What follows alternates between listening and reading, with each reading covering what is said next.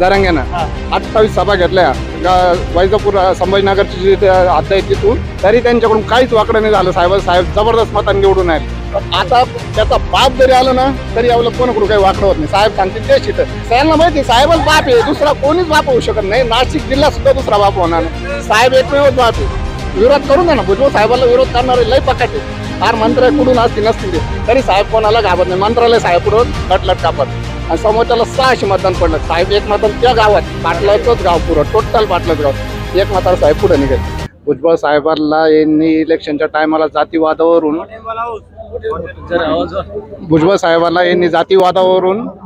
खूप त्रास दिला म्हणजे मतदानाला आम्हाला बूथ लावा सुद्धा परमिशन ठेवली नव्हती. अंदरसूल मध्ये गावात येवला अंदरसूलच्या परिसरात बूथ लावा सुद्धा परमिशन न ठेवली. काही गाव ठराविक गाव त्यांचे होते तिथले आपले पुरले गेले का त्यांना ते उसकटून लावित होते. त्या मारहाण केले, बाकीच्या गोष्टी सगळ्या केल्या. आम्ही त्यांना एका कवडीला मोजलं नाही. आमचे बाहेरून सन्मान कॉन्टॅक्ट लावून साहेबांना अशा लीड मध्ये काढलंय. यांना पळती भूमिका मिटवली. त्यांना 28 सभा एका दिवसात घेतल्या येवला तालुक्यात जरांग्यानं 28 सभा घेतल्या वैजापूर संभाजीनगरची जी हद्द आहे तिथून तर नाशिकच्या लासलगावच्या शेवटपर्यंत 28 सभा घेतल्या. साहेब एक साईड सभा होती, त्याची एक साईड सभा होती. त्याने XYZ अजून एक व्यक्ती आणला होता एका विशिष्ट ह्याच्यातला, तो दुसऱ्या साईडनं सभा घेत होता. तरी त्यांच्याकडून काहीच वाकडं नाही झालं. साहेब जबरदस्त मतांनी निवडून आले. त्यांनी इशारा दिला की आता बघतोच कसा निवडून येतो. त्याच्या इशाऱ्याला आमदार येवला तालुक्यात कोणीच मोदत नाही. साहेबांनी येवल्यात एवढे परिस्थिती निर्माण करून ठेवले का ज्या टायमाला साहेब येवल्यात येत होते त्या टायमाला मला पिण्याला दिवाळीला पाणी राहत नव्हतं. आज उन्हाळा चालू जरी झाला मार्च एप्रिल मे कधी होऊन द्या तरी आमच्या विहिरीचे पाणी हटत नाही. साहेबांना कुठून डोंगराचे बोगदे कुठून साहेबांनी येवल्यात पाणी आणून घातले. गुजरातचं पाणी महाराष्ट्रातलं पाणी येवला तालुक्यात आणून सोडलं साहेबांनी. उलटी गंगा आणलेली. पण जेवढं मतदान त्यांना पडत होतं भुजबळ साहेबाला अगोदर आता तेवढं पडलं नाही.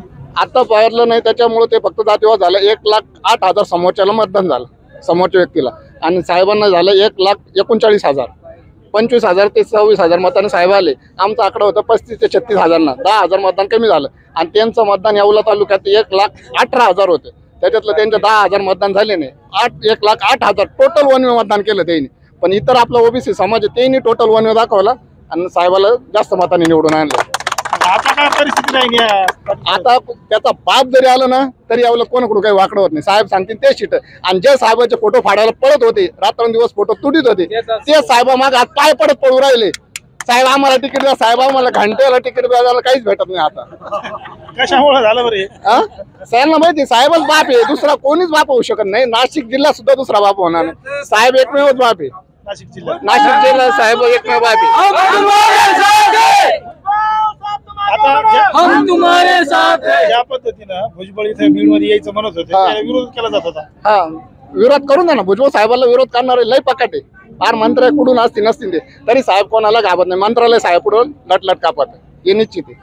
आम्ही येवला ते साहेब जवळून पाहणार माणूस आहे. बाकीचे बी आहे. आमच्या येवल्यातून 25 गाड्या अंदरसूल येवला ग्रामीण 25 गाड्या आज इथं आलेल्या आहे. मग आता परिस्थिती बदलली की टोटल परिस्थिती बदलली. त्यांना जर स्वतः जरी तो जिल्हा परिषदेला अंदरसूल गाठा त्यानं येऊन उभा राहावं. त्याच्या समोर XYZ साहेबाचं कोणतं शीट राहून द्या त्याला म्हणा तू फक्त लीड क्रॉस कर. चॅलेंज यांचं. ज्या गावात आम्हाला बूथ लावायला परमिशन होती त्या गावाचं 1200 मतदान होतं एका गावाचं. तिथं 601 मतदान साहेबांना पडलं आणि समोरच्याला 600 मतदान पडलं. साहेब एक मतदान त्या गावात पाटलाचंच गाव पुरं टोटल पाटलाच गाव एक मताला साहेब पुढे निघेल.